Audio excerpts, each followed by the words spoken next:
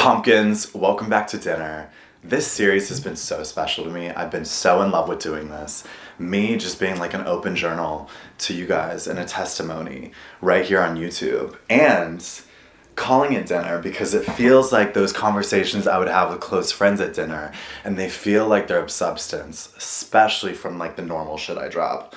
Today's episode, as you can see, is what has been top of mind for me. It's this idea that I'm trying to be more aware of, which is, am I building my body, the way I look, and the way I dress? Am I doing that for you, or am I doing that for me? That is an idea of saying, am I trying my best to be somebody of sexual desire, attraction, of worthiness, or am I doing this because I love it? Am I dressing the way I dress because I love it? Am I working out at the gym because I love it? The question is, I'm still trying to answer all of that. I think I can backtrack in my life when I first became hyper aware of my own body and the way I looked. I didn't really grow up with a smartphone per se, so I didn't have this ease of availability of cameras on myself, on my body, or the way I looked until I probably became a middle schooler. And once I got into middle school, it was the first time I had ever sat there and filmed what my body looked like. I was like half naked. And tell me if you guys have done this. I mean, when you're growing older, you definitely get in touch with what type of beacon of sexual attraction are you going to be, you know? All of that happens with hormones. You also start realizing, what are you attracted to? What are your preferences? All while you're becoming self-aware of like, oh my God, am I sexually attractive? What is it? What's going on? And that moment I found out in my mind what I looked like on camera in 8th grade, I remember it specifically. I'll let you guys know I was doing a dance routine and I was doing it shirtless. And before I stepped on the back end of that camera to see what I looked like, I thought I was hot shit because I thought I was throwing ass and everything. And then I turned that camera back on myself and I said, I look like a twig. I hated the way I looked. And I constantly think back to that moment and say, did I hate the way I looked because I felt like I wasn't an object of sexual desire for people? And that's a question, like I just stated, that is still trying to be answered. I work out quite a bit. I work out 5 days a week. I take care of my skin. I try to be a healthy individual. And I want to sit here and tell you, there's a very selfish nature and a very narcissistic nature of me doing this to remain and feel like I'm an attractive individual to society. Because I still live in a world where I'm trying to unlearn the levels of, if I look this way, I will be granted this. If I act this way, I'll be granted this. The weird dichotomy of all of that is that there is a gift that has been given.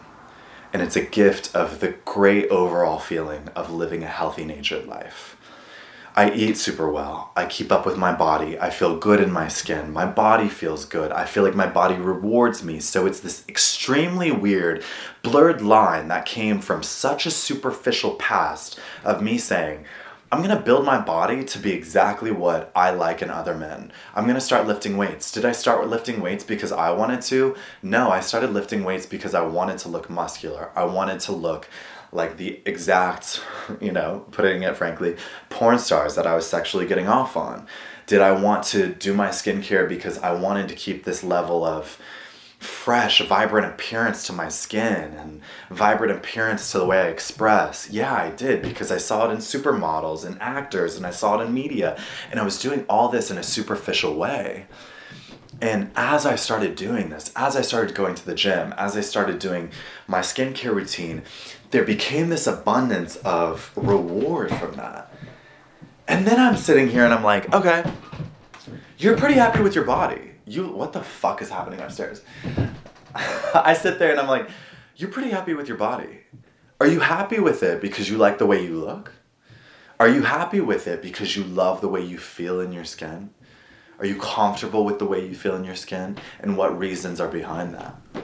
I think this is absolutely a difficult line that I have to admit to myself, which is, are you still going to the gym for fulfilling sexual desire in others? I think the answer is yes. Do you also go to the gym because you love the way it makes you feel and you feel like a brighter, healthier individual? The answer is yes. There's so much duality to this in this moment for myself now. And when I say that this feels different in the gay community, I think it's because there's this weird awareness when you are attracted to the same sex to replicate or build yourself to be what you're attracted to. That could be more masculine, more feminine, whatever that is. Maybe it's for lesbians as well. Maybe they love a more butch character in their lesbian life and then they want to act and be what to them is more butch. It could go down to what you define as masculinity. Are you attracted to masculinity? Am I attracted to a fat ass, so I wanted to make my ass fat? What was I doing? And the answer is, I have to admit to myself, yes, yes, yes. Superficial, narcissistic, yes, yes, yes. Are you benefiting from it? Yeah, yeah, yeah. Have I lost myself in the grind of it? Have I fulfilled and answered to being what you wanted me to be? Ooh, I don't know. That answer is going to be different for every other person. Was I doing any of this with Jake in mind? I don't know.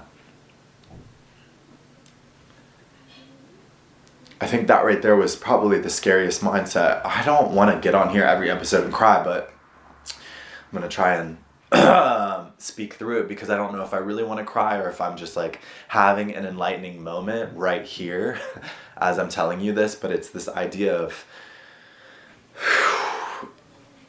we continue to make choices for ourselves with others in mind. I have a huge people-pleasing mentality to myself, and I'm trying my best to continue to work my way in the world being a bright figure that I am proud of while no longer submitting heavily to the people-pleasing mentalities that I'm used to. I built a body for myself that I now can look in the mirror and say, like, I love you, I'm proud of you. Will I love you and be proud of you if you're at different LBs or that shape diminishes at some point? I hope to God I can still say yes. Did I build you because I wanted somebody to really find you valuable for the way you looked? Shit, yeah, I did. Yeah, I did. Should people find you valuable for more than that? They should. Did you put the only priority and emphasis in the way you look for a long time? Yeah, you did. How are you going to change that? How are you going to be selfish? How are you going to get back in touch with what Jake wants? Does Jake want you to look muscular? Does Jake want you to have a fat ass? When people bark at you for this or that, are you actually really proud of that? Doesn't sound like you are. Why is that? I obviously wanted to come on here and share this because I love this conversation and I'm loving this level of truthfulness that I feel that I can declare with you all because I think it's important. I think it's so important. And I think I am starting these conversations online because I want to hear what you guys have to say. And I want to feel like maybe I'm not alone in this mentality and in this thought, especially in the gay space with you guys. Ladies in the lesbian world, men in the gay world, do you feel this way? Did you feel an insane pressure to build yourself to be the sexual object of your own desire? Were you trying to build somebody you wanted to fuck in the mirror? Was I the only one? Who knows? I think as I go forward, I've benefited a huge amount off of building a healthy lifestyle for myself and trying my best to be healthy.